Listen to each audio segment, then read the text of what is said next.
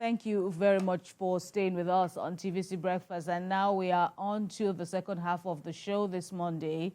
And let's talk about Nigeria's anti-graft war now, which remains ongoing. But the issue for many is that despite the resources made available to agencies responsible for addressing corruption over the years, tangible results have yet to be made.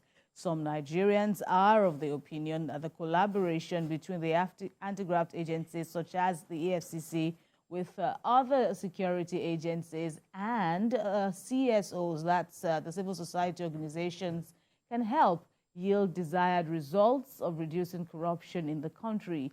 And this, they believe, would promote more engagement between agencies and even Nigerians. With Ola Olukoyede at the helm of the EFCC, there are also indications that the agency is showing more commitment to its responsibilities, but more still needs to be done to show measurable proof that indeed Nigeria is serious with the anti-graft war. And joining us now to discuss Nigeria's war against corruption as well as ways to boost it, we have with us here the Executive Director, Human Rights Advancement, Development and Advocacy Center, simply called Hiredak Ayodele Amen. Amin. Oh my goodness. You're welcome to the program and thank you for joining us. Thank you. Thank you for inviting me. So, Mr. Amin, looking at this war against corruption, what do you think is missing and how do you think it can be boosted? Do you agree with what we've said so far, that more collaboration with CSOs and security agencies would wield the magic wand? Yes, I agree with you, but I think in addition to that, I think we really need to unpack what corruption is. And simply put, is basically an abuse of entrusted power, which means you must have power before you can be corrupt. Now, when we talk about power at times, we try to pick it up from the mountaintop in terms of, oh, we are talking about the federal. What about at the lower level? What about the gate man at the local government or the PA of the chairman of the local government when you want to see the chairman? So you have this kind of little powers, a lot that people use to encourage corruption. Just over the weekend, I just traveled back from Cotonou by road, and between Badagry and Semeboda, you have about 47 checkpoints. Wow, 47? 47 of different security agencies. And I kind of asked myself, why can't you have a corridor of checkpoints? Have everybody in one corridor so within 10 minutes you are, it's really frustrating. And at the bedrock of all that, it's basically corruption. You even have a situation whereby people who are not employed by the government are stopping vehicles because they have been employed by security agencies to do that. So these are all abuse of power. But in the context of what we are talking about, we need to look at majorly the impact of corruption on the economy, on the citizen. That is more frightening, because when you look at it,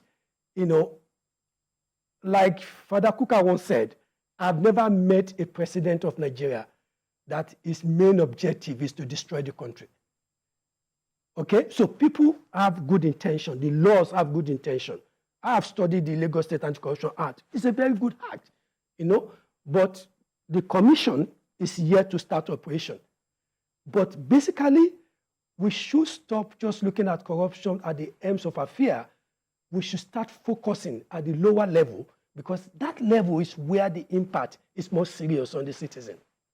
If you are saying we should focus on the lower level, yeah, many people, okay, let's give for example, you are also mentioning that corruption is not just about stealing money, yeah, but in the everyday behaviors, yeah, of our people abuse of power, yeah, and abuse of power and all of that. But we see situations where a lot of these people are handed over this metal to do these things. Right? For instance, you go to see a local government chairman, and his PA tells you to sit down there, and you sit there for hours, whereas people are passing in and getting in, and the local government chairman is not saying anything about that. Yeah. Do you think that's the case? Well, I think to take you a little bit back to the Lagos State Anti-Corruption Act, that act did not define corruption as just bribe, okay? It goes beyond the fact that if you come to my office as a Lagos civil servant and you requested for a favor of maybe I have a recruitment and you want me to employ your son, and in return, you are going to give me a percentage of shares in your company, or you are going to give me a contract in your country.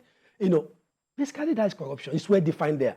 If you're a level 13 officers in Lagos State Civil Service and your lifestyle does not actually comprehend to that, then the commission can investigate you, to find out whether you are actually making genuine money from somewhere else.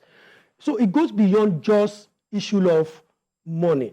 Okay. But one of the things we have done as CSO is also to make sure the citizens can actually raise their voice when it comes to issue of corruption. Okay? It shouldn't just be that because I'm educated, I'm a lawyer, I can challenge this. Ordinary citizen can actually challenge a lot of things, which is one of the beauty of Lagos State Anti-Corruption Act.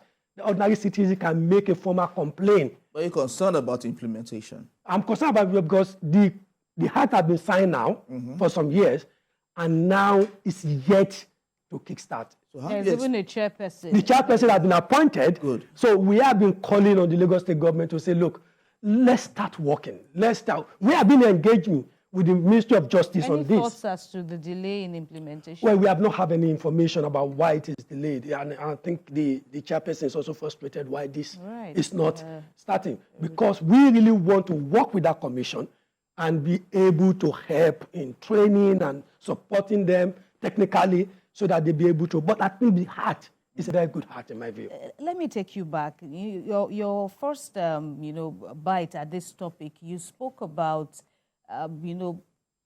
perhaps we shouldn't look at, the top. Only. But if you look at, the war the EFCC, for example, is waging, I know that EFCC was also drawn into a debate as to why go after the so-called small fries. Yeah. Why, run to the press, happy about the convictions you get for advanced fee fraud as against, the major convictions involving politically exposed persons and all of that. And the sentiment on the streets again is that the issue? Like, okay, look at the current Naira abuse war now that the commission is having. Is that the issue? Aren't there wider corruption issues? But you now coming with your own, thoughts on this. I want you to try and strike a balance. Yeah. I think one of the things that is very important we need to understand is the anti-corruption war, have to go through a legal process, okay? And if things have to go through a legal process, they have to follow the tenet of the law. And you and I know that the big fries have the money to drag the legal battles. And there is, I think that Congress is trying their best in this. It's not a case of jungle justice to say, okay, we find you with this. But I keep dragging you back to the Lagos State Anti-Corruption Act because part of the outcome of investigating someone is not just about returning the money. It's more about if there are institutional gaps, if there are reform gaps. Part of their recommendation to the Lagos State Assembly is to say, okay, can we do these specific reforms, block the leakages so that this will not be happening? And I think we need to be more concerned about that, not just about a specific corruption case. Is why do we have this corruption case? How do we prevent other people using this model of corruption to continue to take our wealth and abuse their offices? So I'll ask you that same question. How do we go about all of this?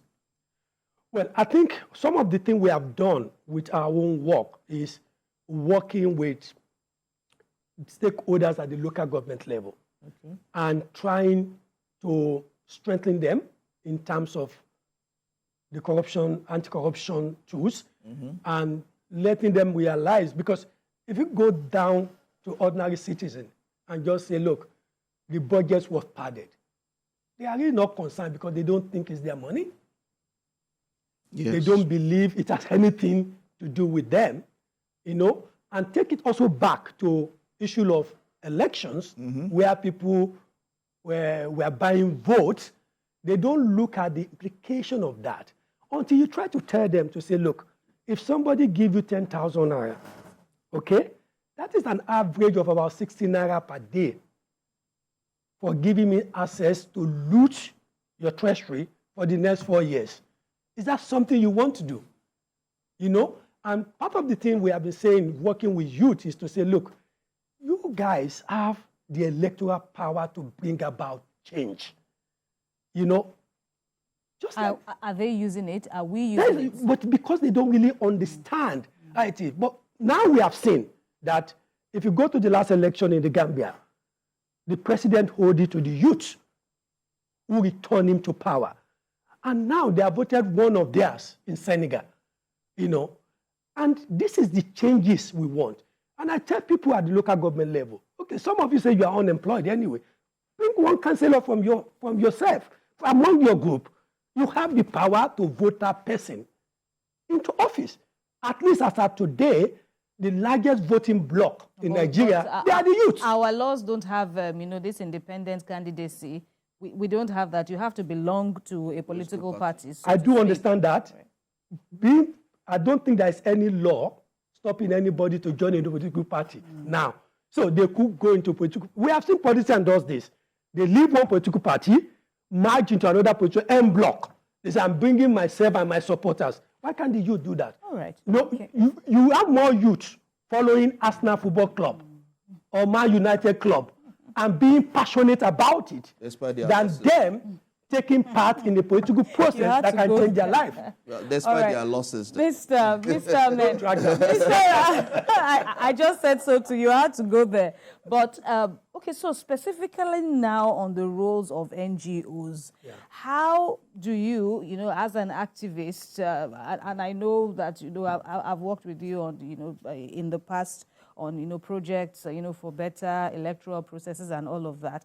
But in tackling corruption, how do you address concerns of Nigerians who say that if you want to go head on in fighting corruption, in partnering with security agencies and anti-corruption agencies, how do you deal with, fears of being harassed and even, accusations that NGOs themselves become compromised in this war? I think we need to be very strategic in the strategy we use. We don't need to actually play to the gallery or social media fame in the strategy we are looking at. I think the major thing for us is empowering the ordinary people to understand what corruption is, because they have the power also to bring about the change.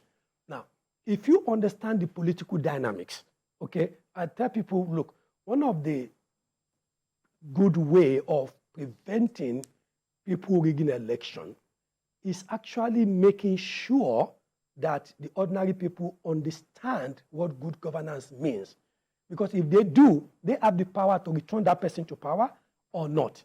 But the issue here is that when people decide to say, okay, I'm going to buy these boys, I'm going to give them money, they have the power to say, no, we don't want that. And that takes a lot of engagement to make sure that happens. And that power to say no, to say we also can. Look, ask many youth that are demotivated about the election. I do ask them, have you read the Electoral Act? No. Do you understand what happened at the tribunal? No. Do you know that the judges at the tribunal are just going to look at the heart? They are not looking at the process or the policies, or they are looking at what the laws ask INEC to do. Did they do it? No, they have no clue. They have no idea. And this is the work we are trying to do. We have produced a lot of fact sheet about this. We have also working with youth now to say, look, There are phases to an election cycle. But and the biggest phases of it is tracking promises. If I promise to do this when I'm elected into power, yeah, the youth have the power to absolutely. I know that, that is, some of the work that you have done, tracking of these electoral promises. But is it a reality in your work about harassment by these politicians? Is it also a reality in your work about, temptations of, being bought over, so to speak, by these politicians? Okay, let's start by harassment. I think harassment is more than harassment. We cover elections so many times. We cover human rights violations around election. And one of the points we make is that when I'm joining the political party to participate in the electoral process, I'm not signing a death warrant. So I shouldn't be killed in that process. And this is an ongoing work for us, not only in Nigeria and West Africa, engaging with government to say, these are the human rights violations and abuses we have identified around the election. We want them to take it forward, because these are actually crimes that have been committed. You kill somebody, you do electoral process, it's murder. It's not just an electoral activity, it's murder.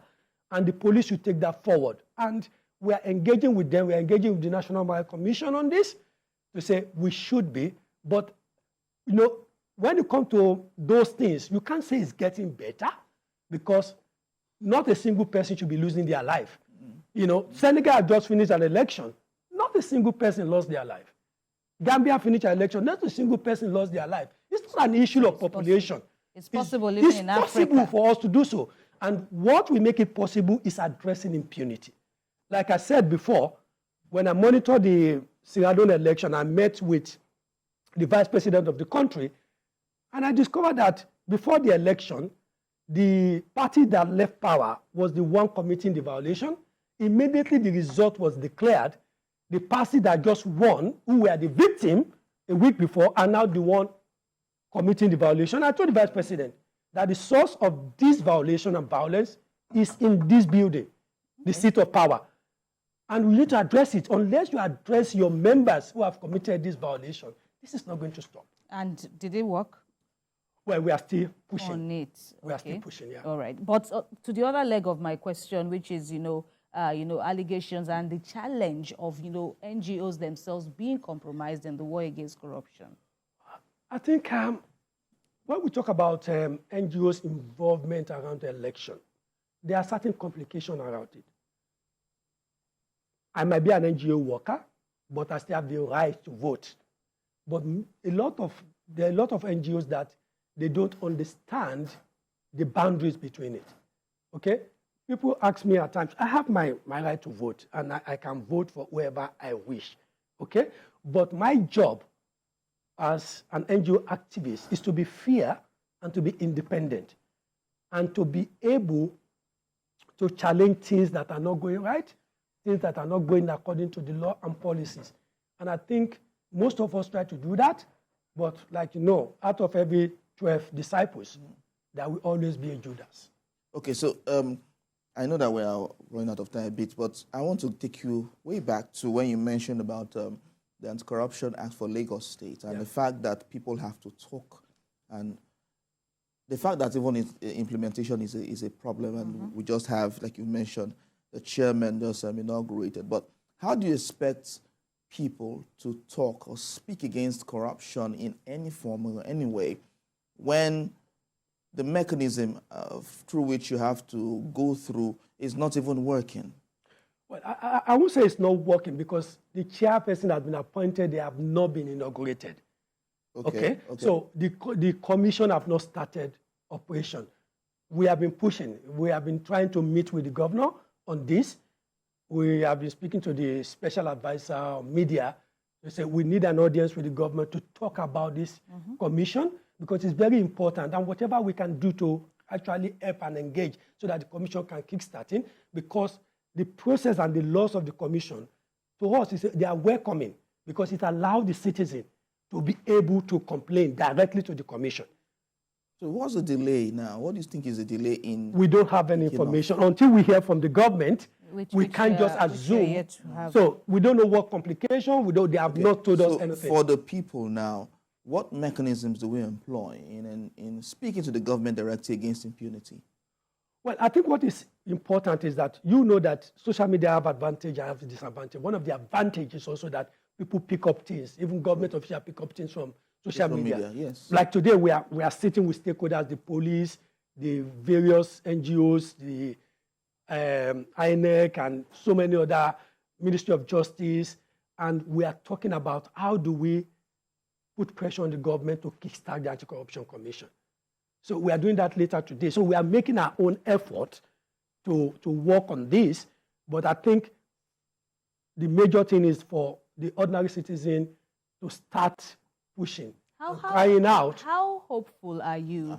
Because one of my takeaways from our engagement so far in this discourse and even before now is that you are putting, maybe not accurately, but you are putting your hope on the people, that the people might just be the solution to a corruption-free society. But during elections, looking at life after elections, there is a sense that, people on the street want a bite at what these politicians are getting.